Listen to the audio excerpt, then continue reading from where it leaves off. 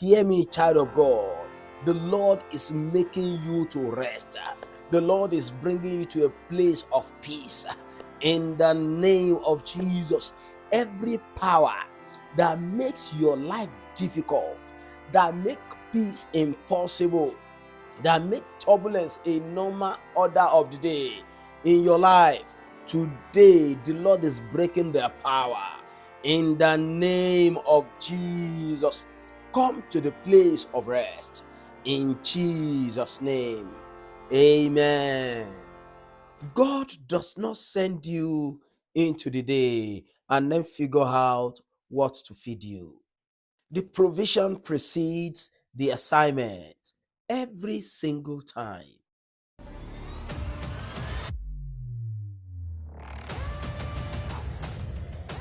Good morning and welcome to Daily Flow. I am Henry Adesiji, your friend and companion on this platform. In the 7 days leading to today, we talked about built to endure. Because endurance without sustenance is just slow starvation.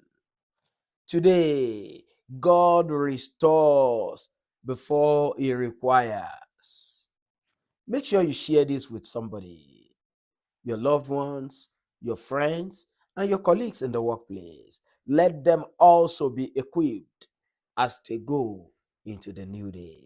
Our scripture for meditation today is taken from the anchor verses for this commission, Psalm 23, verses 1 to 3. The Lord is my shepherd, I shall not want. He makes me lie down in green pastures. He leads me beside still waters. He restores my soul. So much is said in these verses, but I like to look at the point where we stopped. He restores my soul.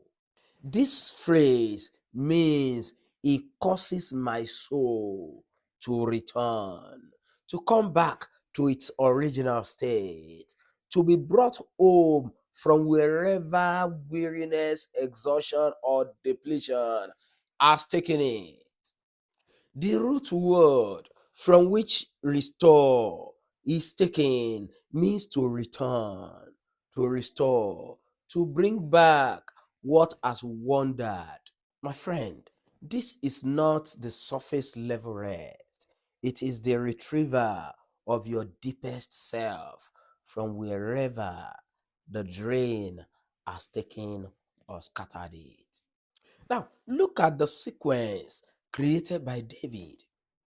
The shepherd makes him lie down, leads him to water, and restores his soul.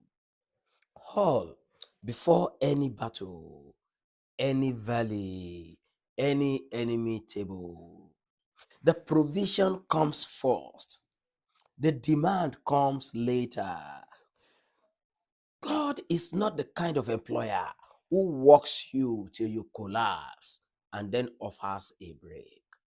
He is the shepherd who feeds, waters, and restores before the journey even begins. I know many of us have been running on spiritual fumes because we keep serving from depletion. Maybe you pray for others, but have not let God restore your own soul. You keep pouring from an empty cup because you feel guilty, resting before the work is done. David's shepherd disagrees with you. He makes him lie down. Today's word is not a suggestion, it is a divine intervention. You will be fed before you are sent. Our action steps today are important because first, they require you to stop and take a look at yourself. Number one, let Him make you lie down. I want you to block 30 minutes this weekend and possibly build it into your schedule going forward of not doing anything, not prayer, not study, not service, not helping, just a time when you are you. Take that time to rest. Let your soul do a personal reset, returning to its original state. If you ever feel any level of guilt, recall that David's shepherd made him lie down. The rest is commanded, not hand. The law of the Sabbath in the Old Testament is not just for fun, it's not just for religious purpose, it is for the purpose of a personal reset. Number two, eat before you serve. Before your next major act of service, take some time to sit in the Word of God, in the presence of God, not to prepare the service, but to feed yourself, to nourish your soul before you pour from it. The green pasture comes before the valley. Hear me, child of God. The Lord is your shepherd. You shall not want. And I decree in the name of Jesus, the season of laboring like an elephant and eating like a ant is ending in your life today.